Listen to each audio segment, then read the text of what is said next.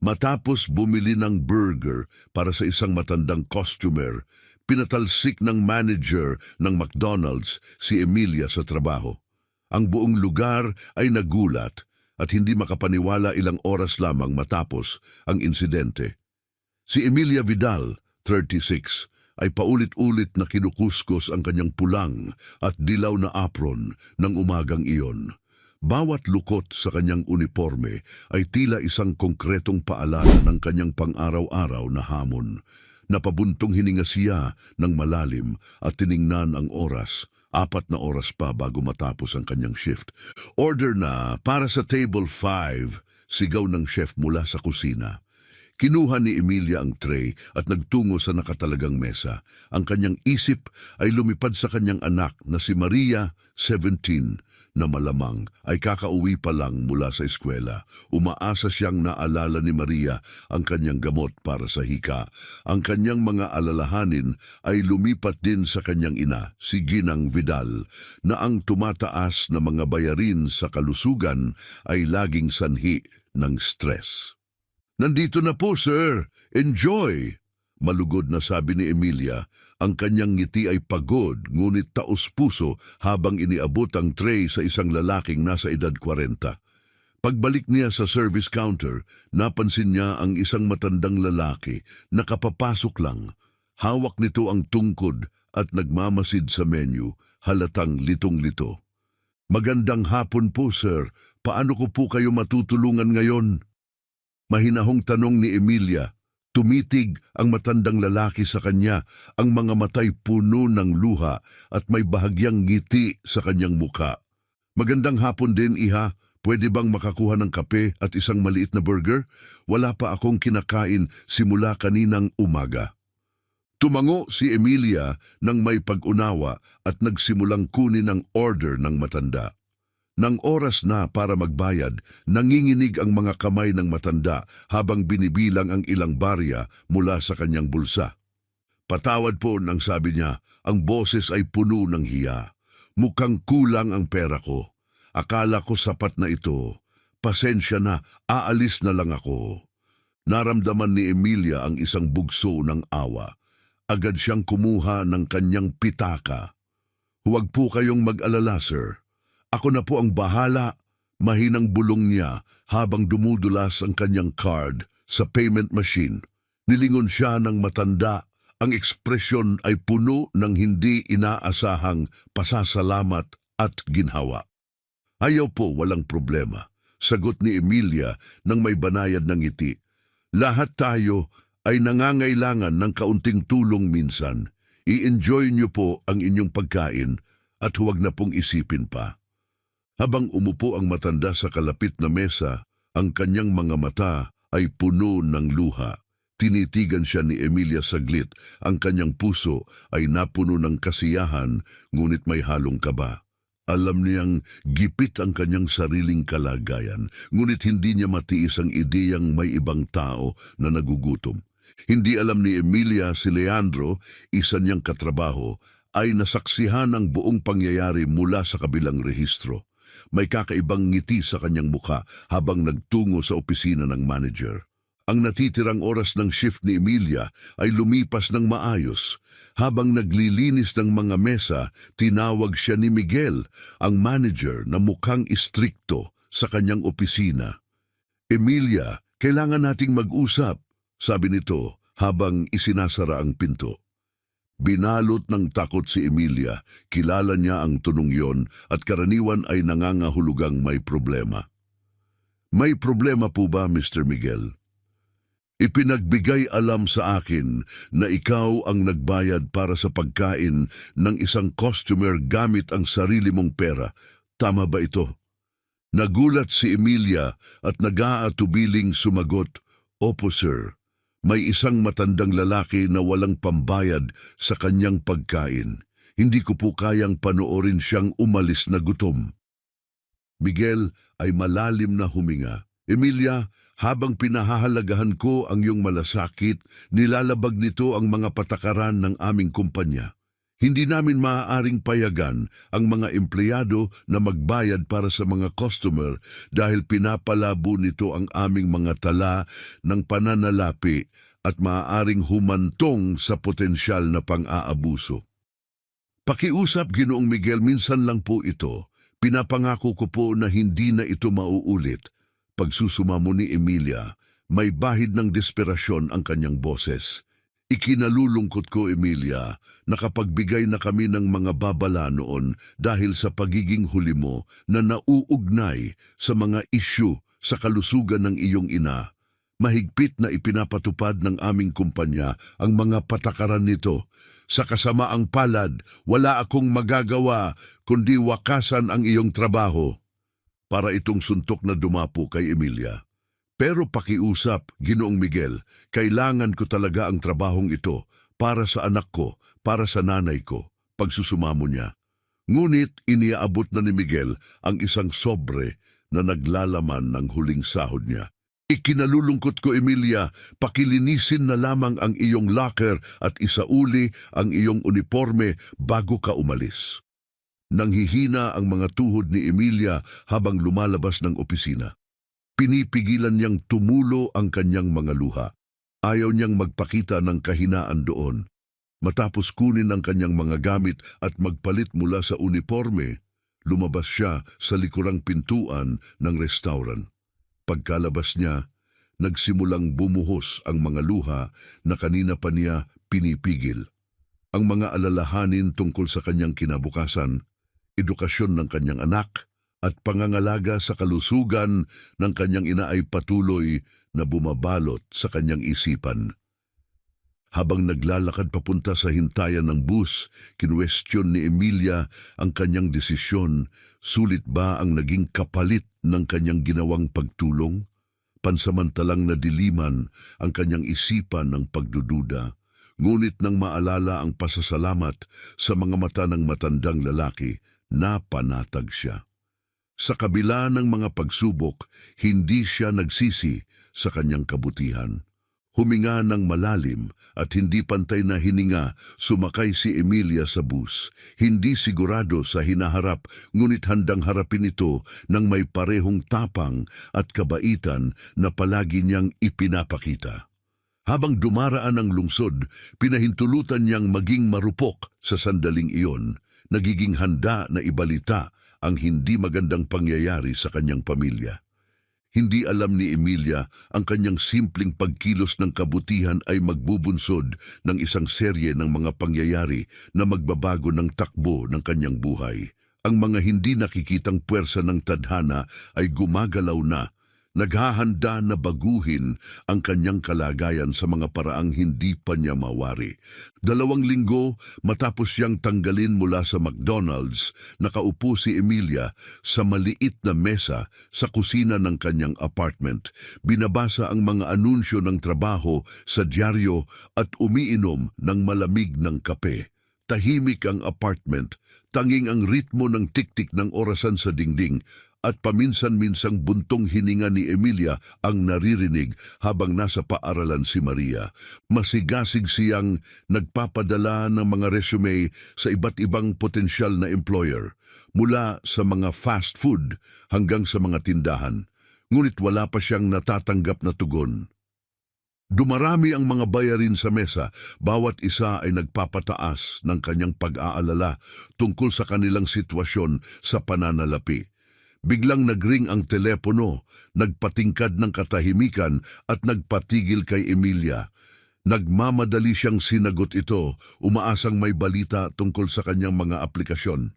"Hello, ito ba si Ginang Emilia Vidal?" Tanong ng isang boses na lalaki sa kabilang linya. "Opo, ako ito. Paano po ako makakatulong?" "Ako, si Roberto Vidal. Ako ang nagmamay-ari ng McDonald's na pinagtrabahuhan mo. May mahalaga akong naistalakayin sa iyo. Maaari ba tayong magkita ngayon?" Nagkaroon ng kaunting nerbiyos at pananabik si Emilia. Ang mismong may-ari ng prangkisa, bakit kaya niya nais makipagkita? "Siyempre, Ginoong Vidal, saan po tayo magkikita?" "Magkita tayo sa Corner Cafe ng 3:00 ng hapon. Nang tingnan ang orasan, napansin ni Emilia na halos 2 oras pa ang natitira upang maghanda. "Salamat po, pupunta po ako," sagot niya. May halong kaba at bahagyang pag-asa ang kanyang tinig. Pagkatapos ibaba ang telepono, napaupo si Emilia, litong-lito sa biglaang tawag. Tungkol ba ito sa kanyang pagkakatanggal o may iba pang dahilan? Kahit may pag-aalinlangan, isang munting sinag ng pag-asa ang sumiklab sa kanyang puso, baka sakaling magbigay ang pagpupulong ng bagong pagkakataon. Dumating si Emilia sa corner cafe 5 minuto bago ang itinakdang oras. Pumasok siya sa mainit at kaaya-ayang lugar na amoy kape at may marahang usapan ng mga customer. Sinuri niya ang paligid at napansin ang isang maayos na bihis na lalaki na nasa kalagitnaan ng edad, nag-iisa sa isang mesa sa likuran. Napansin siya nito at kumaway ng may magiliw na ngiti.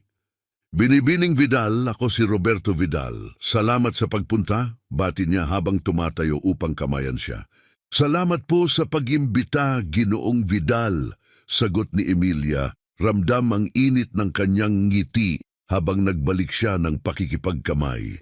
Naupo silang dalawa at agad lumapit ang isang waiter upang kunin ang kanilang order.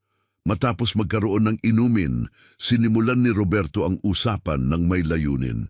"Binibining Vidal, tinawag kita ngayon dahil may mahalagang bagay akong nais ipag-usapan.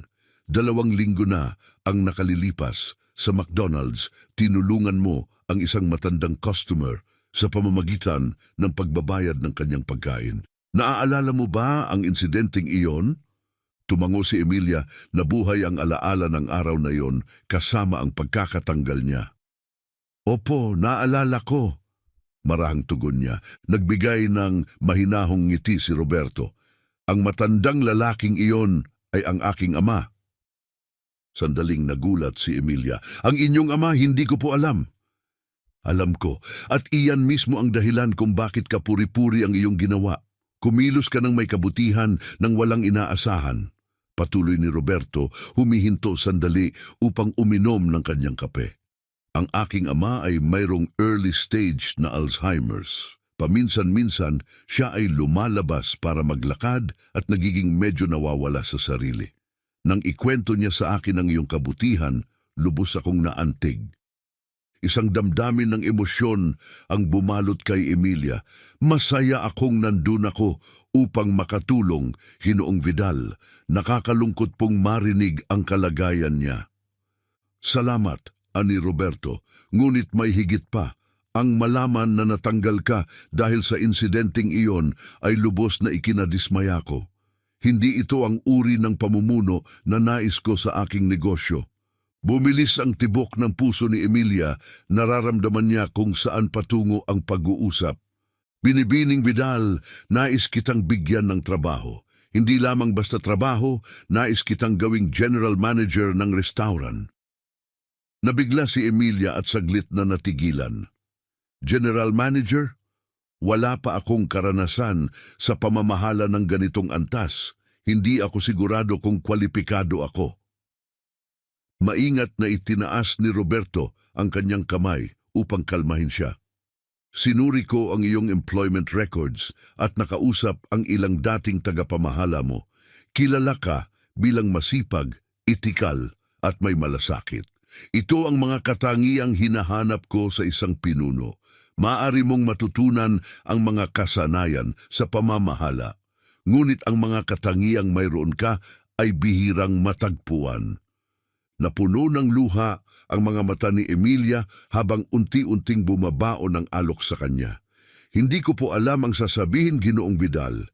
Isang napakagandang oportunidad po ito." "Sabihin mo lang na oo," sabi ni Roberto ng may ngiti. "Iniaalok ko sa iyo ang isang mapagkumpetensyang sweldo, buong benepisyo at ang pagkakataon na mamuno ng may kabutihang ipinakita mo na. Kaya, ano sa tingin mo?" Emilia ay malalim na huminga, pinipilit na mapanatili ang kanyang damdamin. "Oo, syempre, Maraming salamat po, Ginoong Vidal. Pangako ko pong gagawin ko kayong maipagmamalaki. Walang duda na magagawa mo iyon at mangyaring tawagin mo na lang akong Roberto. Tugon niya, iniabot ang kanyang kamay upang tapusin ang kasunduan. Maligayang pagdating sa grupo. Habang nagkakapit kamay sila, tila nawala ang isang mabigat na pasanin sa mga balikat ni Emilia. Hindi lamang niya naibalik ang kanyang posisyon, ngunit mayroon din siyang pagkakataon na magbigay ng makabuluhang epekto sa kanyang mga kasamahan at mga customer. Hindi alam ni Emilia na ito pa lamang ang simula. Ang kanyang bagong tungkulin bilang tagapamahala ay susubukin ang kanyang empatiya at moral na lakas sa mga paraang hindi pa niya mawari. Ngunit sa sandaling iyon, habang lumalabas sa kafe na may maliwanag ng ngiti, ang iniisip lamang niya ay kung paano ipapaalam ang magandang balita kay Maria. Ang tadhana ay biglang nagbago at buong puso niyang tinanggap ang bagong kabanatang ito.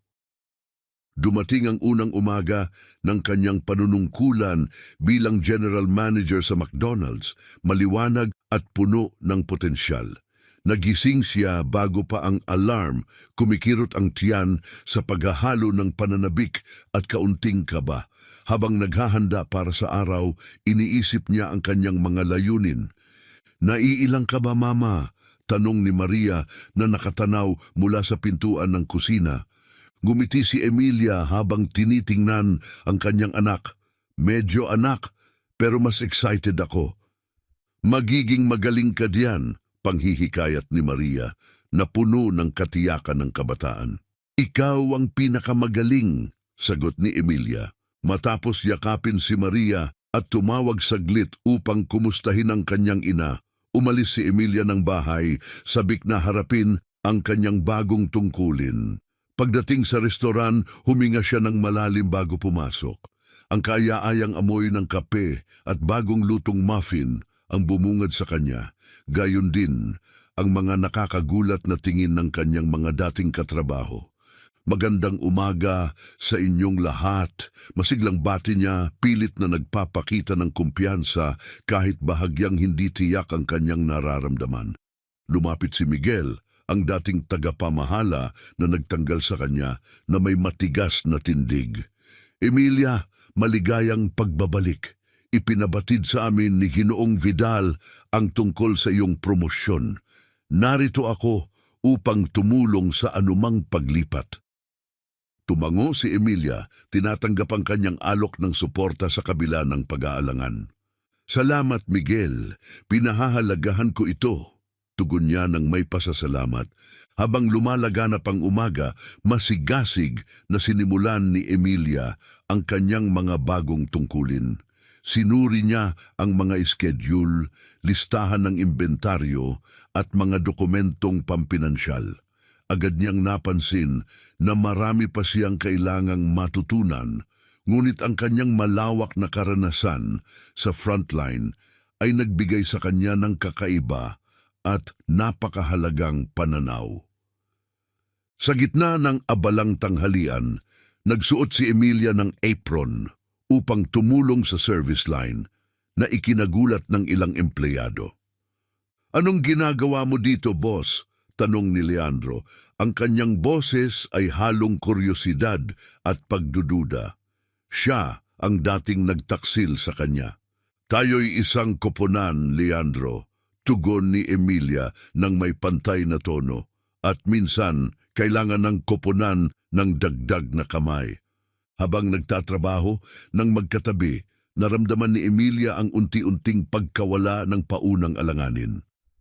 Nagsimulang mapahalagahan ng kanyang mga kasamahan na sa kabila ng kanyang mas mataas na posisyon, nanatili siyang si Emilia na palaging handang magtrabaho ng tapat kasama nila. Pagkatapos ng araw, nagdaos siya ng maikling pagpupulong kasama ang lahat ng tauhan. "Nais kong ipahayag ang aking pasasalamat sa inyong dedikasyon ngayong araw," panimula niya. "Nauunawaan ko na ang mga pagbabago tulad nito ay maaaring maging mahirap, ngunit narito ako para sa inyo. Laging bukas ang aking opisina. Magkasama, matitiyak nating hindi lamang ito isang kamanghamanghang lugar para sa ating mga customer, kundi pati na rin isang mahusay na lugar para magtrabaho. Iba-iba ang naging reaksyon. Ngumiti ng malumanay si Lisa, isang palakaibigang cashier, habang si Leandro at ilang iba pa ay tila hindi kumbinsido.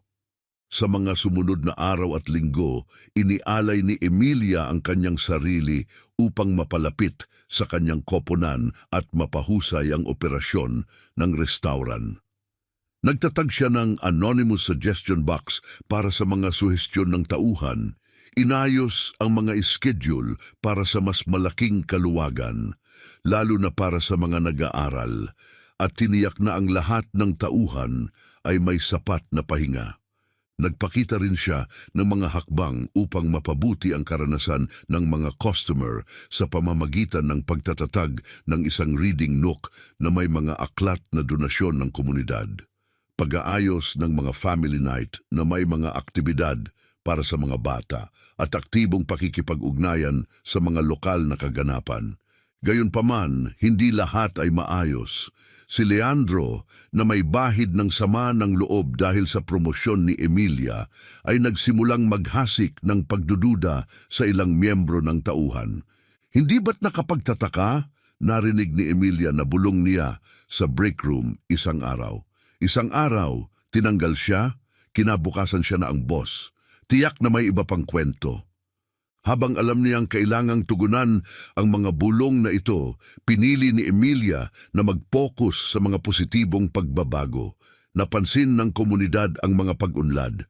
Tumaas ang kasiyahan ng mga customer, lumago ang benta, at nakatanggap ang restaurant ng mga papuri sa lokal na social media. Isang tahimik na hapon, habang nagtatapos si Emilia sa kanyang opisina, lumapit si Lisa nang may pag-aalinlangan. "Ano po iyon, Binibining Vidal?" Nagsimula siya. Sa kanyang pagpasok sa restaurant, agad na napansin ni Emilia ang isang tao sa pintuan, si Ginoong Vidal, ang matandang lalaking minsan niyang tinulungan.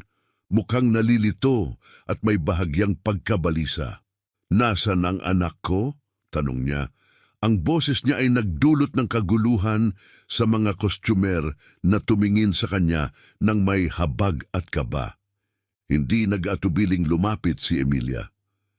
"Ginoong Vidal, naaalala niyo po ba ako? Ako si Emilia, ang tagapamahala rito. Pumunta po tayo sa aking opisina at maaari nating tawagan ang inyong anak mula doon." Mungkahi niya ng may kabaitan. Ang mukha ng matanda na natatabingan ng kalituhan ay bahagyang lumambot sa kanyang nakakapagpakalmang ngiti. Maamo siyang sumunod papunta sa kanyang opisina. Sa loob, binigyan siya ni Emilia ng isang baso ng tubig at tinawagan si Roberto. Habang hinihintay ang pagdating nito, kinausap niya si Ginoong Vidal tungkol sa restaurant at mga kwento ng kanyang kabataan. Pagdating ni Roberto, bumungad sa kanya ang kanyang ama na masaya at kausap si Emilia habang kumakain ng burger.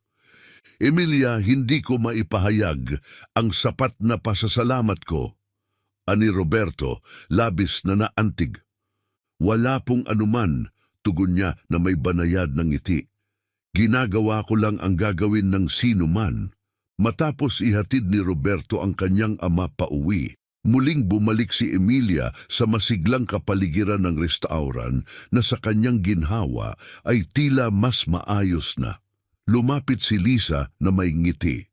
Gumagana na ulit ang mga sistema, anunsyo niya, at pinuri ng health inspector ang ating operasyon. Sinabi niya na isa ito sa mga pinakamagandang pamamahala na kanyang nakita. Naramdaman ni Emilia ang isang bugso ng pagmamalaki at pagpapahalaga sa kanyang koponan. Magaling na trabaho lahat. Hindi natin nairaos ang araw na ito nang hindi ang bawat isa sa inyo ay nag-ambag. Habang nagsasara para sa gabi, napansin ni Emilia si Leandro na nagtatago sa isang sulok, pabulong na nagsasalita sa kanyang telepono. Narinig niya ang ilang bahagi ng pag-uusap. Oo o hindi. Hindi ito nagtagumpay. Napangasiwaan niya ang lahat ng napakagaling. Isang panginginig ng kaba ang bumalot sa kanya. May pinaplano ba si Leandro laban sa kanya? Kanino? Buo ang kanyang loob na harapin ang isyu. Pinlano niyang seryosong kausapin si Leandro kinabukasan. Determinado siyang hindi hayaang masira ng kapaitan at negatibidad ang kanilang mga nakamit. Habang isinusuot ang kandado, pinag-isipan ni Emilia ang araw. Sa kabila ng mga balakid, ito ay naging isang tiyak na pagsubok ng kanilang katatagan na matagumpay nilang nalampasan. Ngunit hindi niya alam, ito pa lamang ang simula. Mas malalaking hamon ang nagbabantang dumating, handang ipagsapalaran ang kanyang karera at lahat ng kanyang pinanindigan. Sa huling sulyap sa kanyang restaurant, umuwi si Emilia, walang kamalay-malay sa mga darating na pagsubok na naghihintay sa kanya. Narinig ni Emilia ang umagang bumungad sa kanya ng madilim at basang kalangitan, na mistulang sumasalamin sa kanyang nararamdamang kaba sa pagharap kay Leandro. Dumating siya sa restaurant ng mas maaga sa itinakdang oras, na may layuning maglinaw ng mga bagay bago magsimula ang araw ng negosyo. Leandro, maaari ba tayong mag-usap sa opisina ko? Iminungkahi niya nang pumasok si Leandro. Nabigla at halatang pagod, pumayag si Leandro at sumunod sa kanya. Sa loob ng opisina, isinara ni Emilia ang pinto at umupo sa likod ng kanyang mesa, pilit na nagmumukhang kalmado sa kabila ng kanyang nararamdaman. Leandro, mukhang hindi ka masaya mula nang naging manager ako, panimula niya.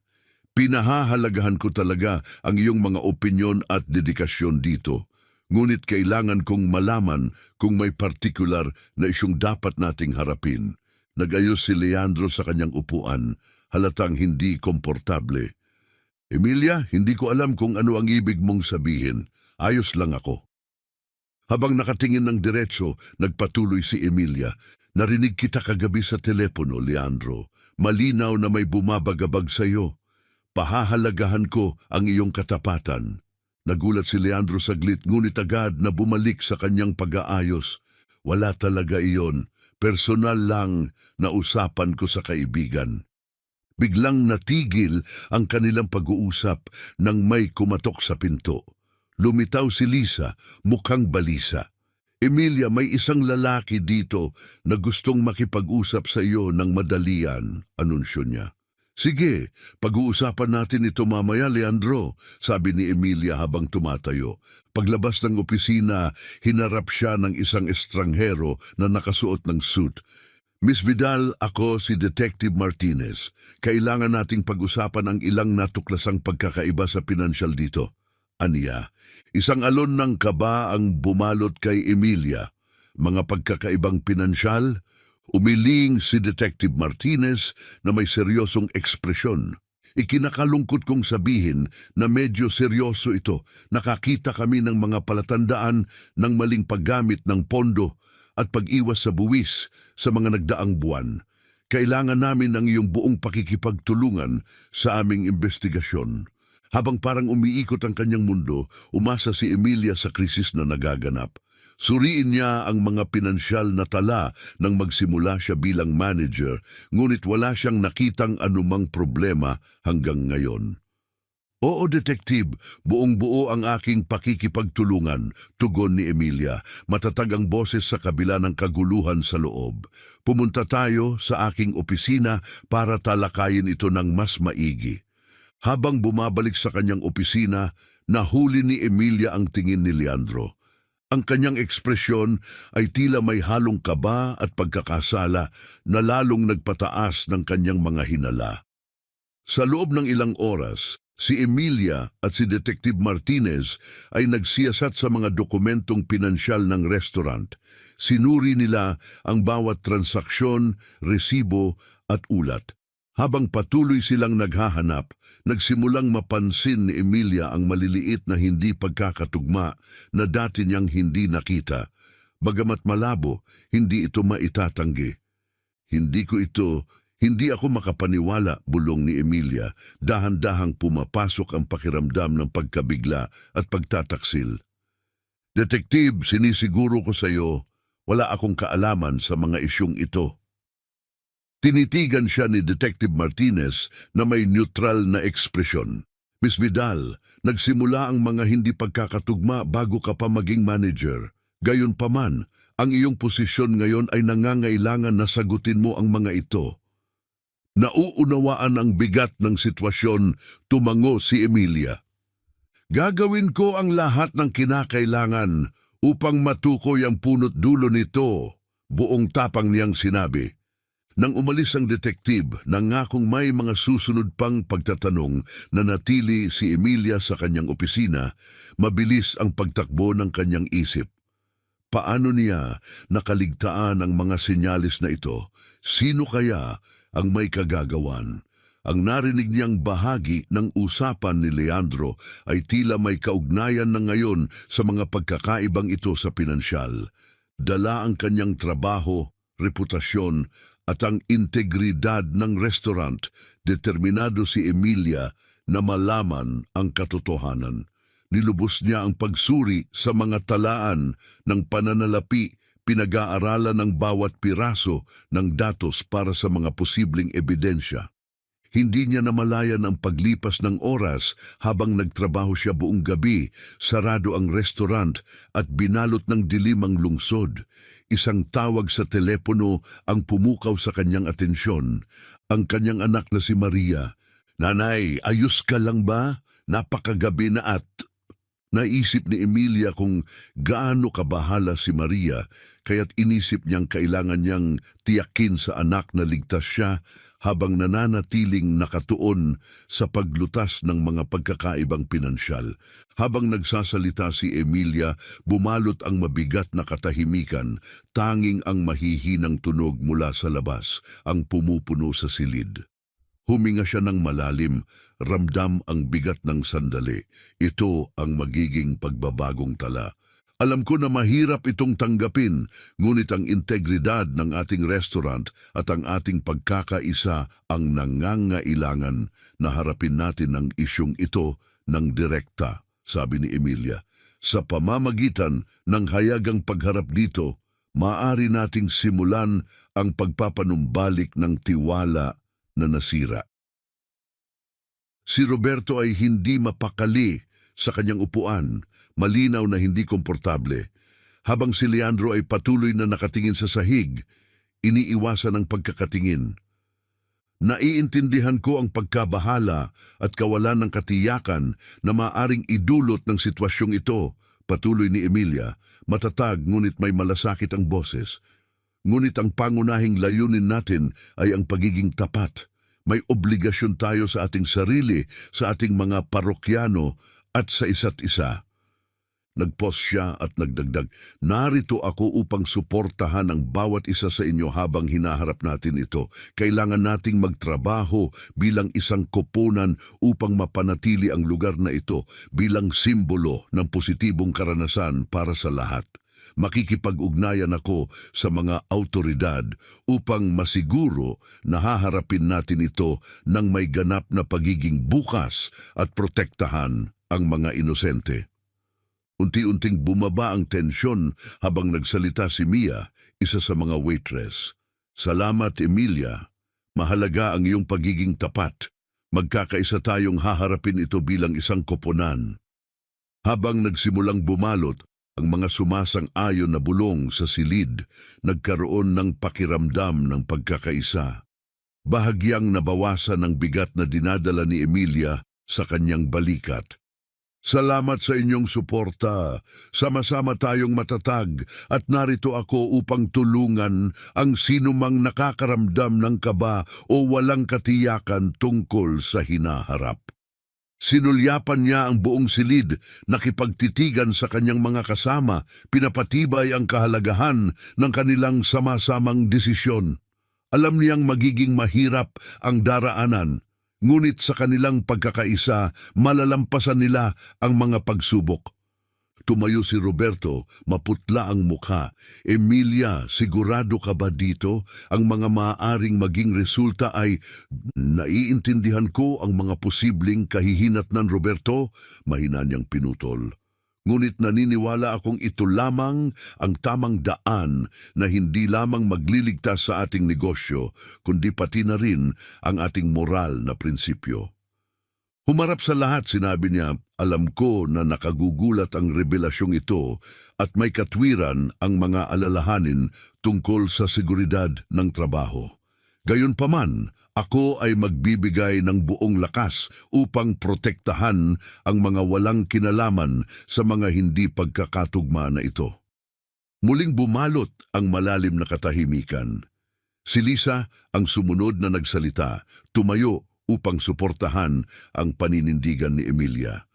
Tama si Emilia, sabi niya, hindi natin maaaring itago ito. Kung inaasahan nating mabawi ang tiwala ng komunidad, kailangan nating maging tapat. Unti-unting tumango ang ibang mga empleyado, ang kanilang mga mukha ay naglalarawan ng pinaghalong determinasyon at pagkabalisa. Si Leandro, gayunpaman, ay nanatiling tahimik, nakatingin pa rin sa sahig. Sige, sabi ni Emilia, may halong ginhawa at determinasyon na bumalot sa kanya. Narito ang ating plano. Ginugol niya ang mga susunod na oras kasama si Roberto at ang koponan, pinag-uusapan ng isang pampublikong pahayag at nagbalangkas ng detalyadong plano ng aksyon. Nakipag-ugnayan sila kay Detective Martinez, ipinaalam ang kanilang desisyon na buong makipagtulungan sa investigasyon, handang harapin ang mga hamon ng may integridad at pagkakaisa. Ang balita ay kumalat sa komunidad na parang isang pagsabog ng revelasyon. Mabilis na nagtipon ang mga lokal na mamamahayag sa lugar at di nagtagal, napapalibutan na ng mga reporter at camera crew ang restaurant. Sa tulong ni Roberto, nagsagawa si Emilia ng isang press conference sa harap ng establishmento. Malinaw at buong tapang niyang inilahad ang mga pagkakamali ng nakaraan at inilarawan ng plano para sa pagbabago. Kinilala namin na nabigo namin ang tiwala ng aming komunidad, sinabi ni Emilia. Nakatutok ang kanyang tingin sa mga lente ng kamera, ngunit kami ay nakatuon sa pagtutuwid ng aming mga pagkakamali.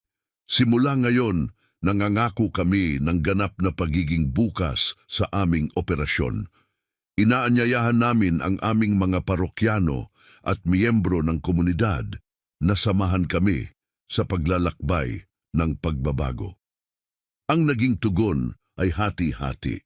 May mga pumuri kay Emilia sa kanyang pagiging bukas at tapang, habang ang iba naman ay nagpahayag ng galit at nagmungkahi ng pag-boycott sa restaurant. Ang mga sumunod na araw ay punong-puno ng matinding aktibidad. Masigasig na nakipagtulungan si Emilia sa mga awtoridad sa batas, nagpakilala ng mga bagong sistema para sa pagbabantay sa pananalapi at nakipag-usap sa mga nababahalang staff at nag-aalalang parokyano. Isang hapon, habang nire-review ni Emilia ang mga dokumento sa kanyang opisina, pumasok si Leandro nang hindi kumakatok. Emilia, kailangan nating mag-usap, aniya habang isinasara ang pinto. Napansin ni Emilia ang pagsisisi sa mukha ni Leandro at sinagot siya, sige, magsalita ka. Emilia, alam ko ang tungkol sa mga pagkakaiba sa pinansyal. Pag-amin ni Leandro sa mahinang boses. Isinama ako ng dating tagapangasiwa ng pananalapi sa pagtatago ng ilang transaksyon na takot akong mawalan ng trabaho kung tumutol ako. Isang ngalon ng pagkadismaya na may halong pag-unawa ang bumalot kay Emilia. Salamat sa iyong pagiging tapat, Leandro. Mahalaga iyon. Kailangan mong ipaliwanag ito sa mga awtoridad. Pero susuportahan kita ng lubos kung makikipagtulungan ka. Si Leandro, halatang emosyonal, ay tumango. Oo, gagawin ko. At Emilia, humihingi ako ng tawad sa dati kong pag-uugali. Natakot at nainis ako, pero ngayon ko na-realize na ikaw ang kailangan ng lugar na ito. Paglabas ni Leandro ng opisina, kinilala ni Emilia ang mahabang landas ng paggaling at muling pagtatayo na nasa kanilang harapan. Ngunit sa unang pagkakataon sa loob ng ilang linggo, nakaramdam siya ng pag-asa. Hindi alam ni Emilia ang kanyang pangako sa pagiging bukas ay magkakaroon ng malawak na impluensya. Ang kanyang pamamaraan ay magiging gabay ng etikal na pamumuno na makakaapekto hindi lamang sa kanyang sariling establishmento. Sa mga sumunod na linggo, unti-unting humupa ang kasikatan ng media sa isyu ng restaurant ni Emilia, ngunit nanatili ang mga epekto nito. Noong una, biglang bumaba ang benta at may ilang miyembro ng staff na nag-resign dahil sa takot na makaladkad sa negatibong asosasyon. Gayunpaman, nanatiling matatag si Emilia sa kanyang pangako sa pagiging bukas at etika. Ipinakilala niya ang isang disenyo ng bukas na kusina upang makita ng mga parokyano ang paghahanda ng kanilang mga pagkain at naglunsad ng lingguhang community forums kung saan maaaring ipahayag ng mga lokal ang kanilang mga alalahanin at mungkahi.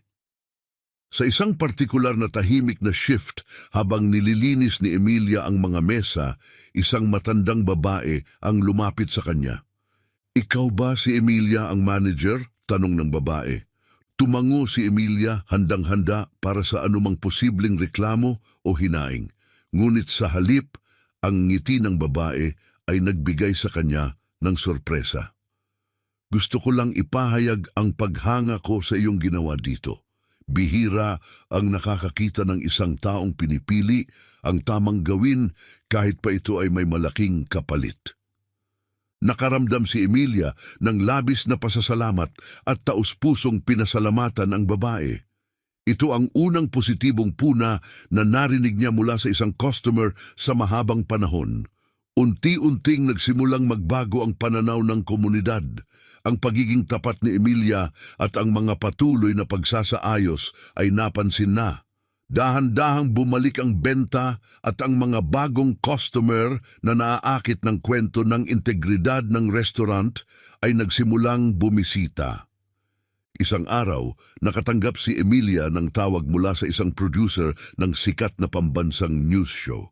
"Miss Vidal, interesado kaming itampok ka sa aming segment na Leaders of Change. Ang iyong kwento ay umagaw ng aming atensyon at iniisip naming magiging inspirasyon ito para sa iba." Sa simula, nag-aalangan si Emilia sa pambansang exposure, ngunit nakita niya ito bilang pagkakataon upang magbigay ng mahalagang mensahe. "Sige," sumangayon siya, "pero sa isang kondisyon. Gusto ko kasama ang buong team ko. Hindi lang ako ang gumawa nito. Sama-sama kaming nagsumikap na gumawa ng pagbabago." Sa araw ng panayam, abalang-abala ang restaurant sa mga paghahanda. Puno ng mga camera crew at kagamitan ng dining area at ang team ni Emilia na suot ang malilinis na uniforme ay nag-aabang ng kinakabahan. Ang tagapanayam, isang babaeng nasa katanghalian ng edad na may banayad ngunit masusing titig, ay sinimula ng pag-uusap. "Emilia Vidal, gumawa ka ng isang hakbang ilang buwan na ang nakakaraan na itinuturing ng marami bilang pagpapakamatay sa negosyo. Ano ang nag-udyok sa iyo na ilantad ang mga pagkakaiba sa pinansyal ng iyong restaurant?" Huminga ng malalim si Emilia at sumagot, "Isa itong mahirap na desisyon, ngunit mahalaga. Palagi kong pinaniniwalaan na ang katapatan at integridad ay mahalaga, hindi lamang sa negosyo, kundi sa lahat ng aspeto ng buhay. Hindi namin maitatag ang hinaharap sa hindi matibay na pundasyon." Nagpatuloy ang panayam kung saan tinalakay ni Emilia ang mga hamon na hinarap nila at ang sama-samang pagsisikap upang mapagtagumpayan ang mga ito. Sinabi ni Lisa kung paano nakapagpataas ng morale ng staff ang pagiging bukas. Si Leandro, bagamat halatang kinakabahan, ay ibinahagi ang kanyang kwento ng pagtubos. Nang tanungin tungkol sa hinaharap, ngumiti si Emilia. "Ang layunin namin ngayon ay hindi lamang magpatakbo ng matagumpay na restaurant, kundi maging mabuting kapitbahay. Nais naming magtakda ng pamantayan para sa etikal na mga pamamaraan ng negosyo na pinatutunayan ding kapaki-pakinabang." Ang segment ay ipinalabas makalipas ang isang linggo at nagdulot ito ng agarang ingay. Puno ng positibong puna ang social media at ang hashtag na Heretical Leadership ay naging trending. Nakakita ang restaurant ng malaking pagtaas sa mga parokyano. May ilan pang dumarayo mula sa malayo upang suportahan si Emilia at ang kanyang team. Bukod dito, nagsimulang makatanggap si Emilia ng mga imbitasyon mula sa iba pang mga lider ng negosyo na nais ng gabay sa pagpapatupad ng mga etikal na kasanayan sa kanilang operasyon. Dahil sa kahangahangang mga pangyayari, iminungkahi ni Roberto na itaas si Emilia sa posisyong tagapangasiwa ng etika at sosyal na responsibilidad sa buong prangkisa. Ngunit pagkatapos ng maingat na pag-iisip, piniling tanggihan ito ni Emilia. Salamat sa alok, Roberto, tugon ni Emilia. Ngunit kailangan kong manatili dito kasama ang aking team at komunidad. Marami pa kaming kailangang gawin. Isang taon matapos magpasyang ihayag ni Emilia ang katotohanan, ipinagdiwang ng restaurant ang anibersaryo ng kanilang pagiging bukas sa publiko. Ang lugar ay puno ng mga customer, staff at lokal na residente na nagbabahaginan ng mga kwento at masayang nagsasalo-salo. Sa gitna ng kasiyahan, nilapitan siya ni Maria, luha ang namumuo sa mga mata. Nanay, sobrang ipinagmamalaki kita, sabi niya habang niyayakap si Emilia ng mahigpit. Binago mo ang napakaraming buhay, pati na ang akin. Habang nakaramdam ng labis na emosyon, nilibot ni Emilia ang kanyang tingin sa silid. Napansin niyang si Lisa ay nakikipagbiruan sa mga suki. Si Leandro ay maingat na nagtuturo sa isang bagong miyembro ng team at si Ginoong Vidal ay nakikipag-usap ng masigla sa ama ni Roberto. Bigla niyang naalala na ang kanyang simpleng kilos ng pagtulong sa isang matandang lalaki upang mabayaran ang kanyang pagkain ay nagbunsod ng isang serye ng mga pangyayari na nagbago ng kanyang buhay at nakaapekto sa maraming tao. Habang ang liwanag ng dapitapon ay nagbibigay ng gintong huwes sa restaurant, ang ngiti ni Emilia ay sumasalamin sa kanyang kagalakan. Matagal at puno ng mga pagsubok ang naging landas, ngunit bawat hamon ay nagdala ng halaga. Sa huli, natanto niya na ang tunay na tagumpay ay hindi sinusukat sa mga numero sa financial statements, kundi sa pamumuhay ng may integridad at positibong impluensya sa buhay ng iba. Sa simpleng McDonald's sa sentro ng lungsod, isang bagong kwento ng pag-asa at etikal na mga pamamaraan sa negosyo ang umusbong, isang kwento na hindi alam ni Emilia ay nagiging inspirasyon para sa iba sa buong bansa upang manguna na may malasakit, katapatan at tapang. 2 taon matapos ilantad ang mga pagkakaiba sa pinansyal, ang dating nahihirapang McDonald's ay nag-evolve bilang isang huwaran ng etika sa negosyo at pangako sa komunidad. Isang sariwang umaga ng tagsibol, pakiramdam ni Emilia ay may kakaiba nang pumasok siya sa kanyang restaurant. Tahimik ang lugar, ngunit biglang bumukas ang mga ilaw at isang surprise ang umalingaw-ngaw sa silid. Ang mga staff, kasama sina Roberto, Maria, Ginong Vidal at ilang regular na suki ay nagtipon sa gitna ng mga lobo at banner. Lumapit si Lisa, may hawak na maliit na tropeyo na hugis gintong M. Emilia, sabi niya, bakas ang emosyon sa boses, ngayon ay ipinagdiriwang natin ang 2 taon mula nang ang iyong matapang na desisyon ay nagbago ng aming mga buhay. Nais naming sorpresahin ka at ipahayag ang aming pasasalamat sa iyong pamumuno, sa iyong etikal na paninindigan at sa iyong taus-pusong malasakit. Puno ng luha ang mga mata ni Emilia habang tinatanggap niya ang tropeyo na may nakasulat na para kay Emilia Vidal para sa pagpapakita na ang integridad ang pangunahing sangkap.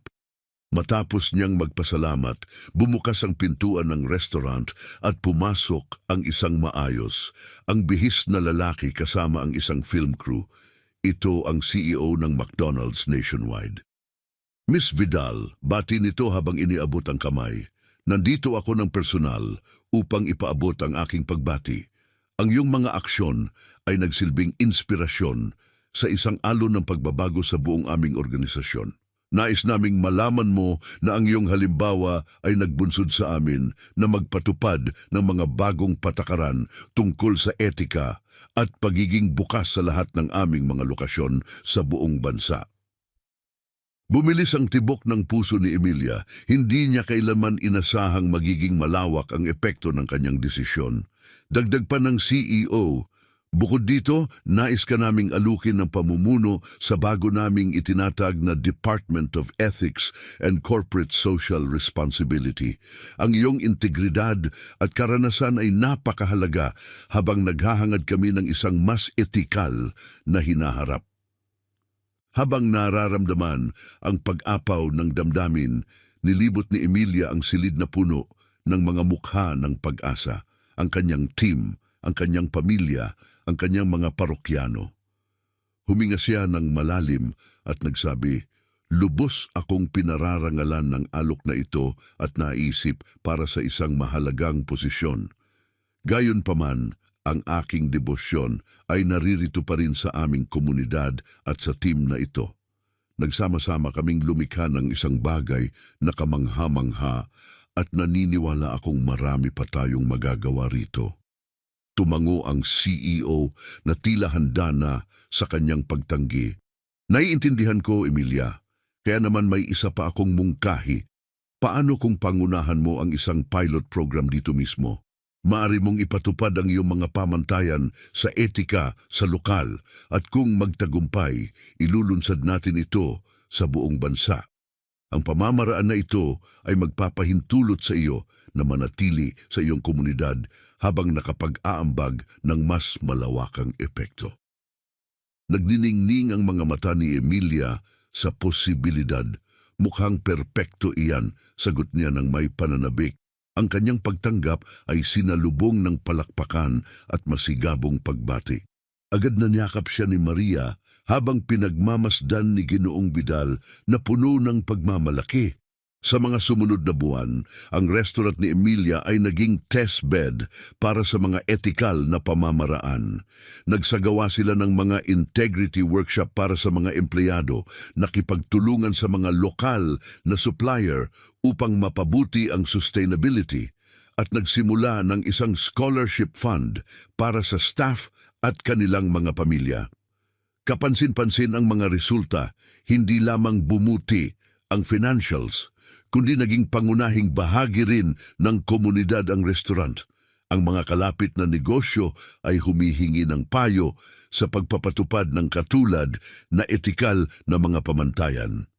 Isang araw, habang pinangangasiwaan ni Emilia ang bagong inisyatiba sa recycling, napansin niya ang isang matandang lalaki na nagmamasid mula sa isang mesa. Nang lapitan niya ito, nakilala niya si Ginoong Vidal, ang ama ni Roberto. "Napakagandang makita ka," masiglang bati niya. Ngumiti si Ginoong Vidal, may halong pagkilala at respeto ang kanyang ekspresyon. "Emilia, noong araw na tinulungan mo ako, inakala kong simpleng kabutihang loob lamang iyon. Ngayon, natanto ko na nagbunsod ito ng isang mas dakilang bagay." Naantig si Emilia at tumugon, "Salamat, Ginoong Vidal. Ang inyong pamilya ang nagbigay sa akin ng pagkakataong nagbago ng aking buhay." "Hindi, Emilia," sagot niya habang hinahawakan ng kamay ni Emilia. "Ikaw ang nagbago sa amin at sa napakarami pang iba." Habang ang araw ay unti-unting lumulubog, nagbigay ito ng mainit at ginintuang liwanag sa buong restaurant at tiningnan ni Emilia ang paligid. Matyagang ginagabayan ni Leandro ang isang bagong miyembro ng team.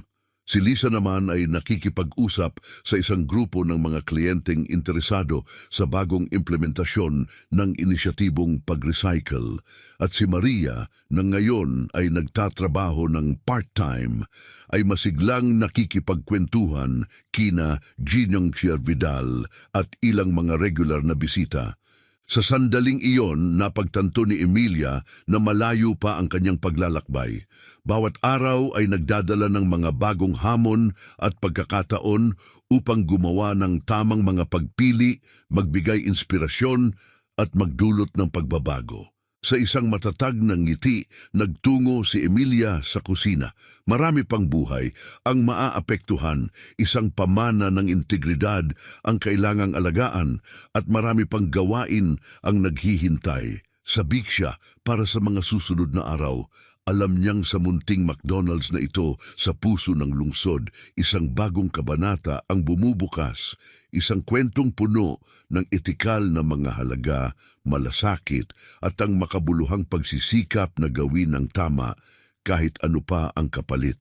Si Emilia na dating nangangamba na mawala ang lahat, ngayon ay napagtanto niyang nakamit niya ang isang mas mahalagang bagay, ang pagkakataong baguhin ang mundo, isang burger sa bawat pagkakataon. Sana'y nagustuhan ninyo ang kwento natin ngayong araw. Kung oo, huwag kalimutang mag-subscribe sa aming channel upang hindi ninyo mapalampas ang iba pang mga kwento na katulad nito. I-click ang like button at ibahagi ang inyong mga saloobin sa comments sa ibaba. Kita-kita tayo sa susunod na video.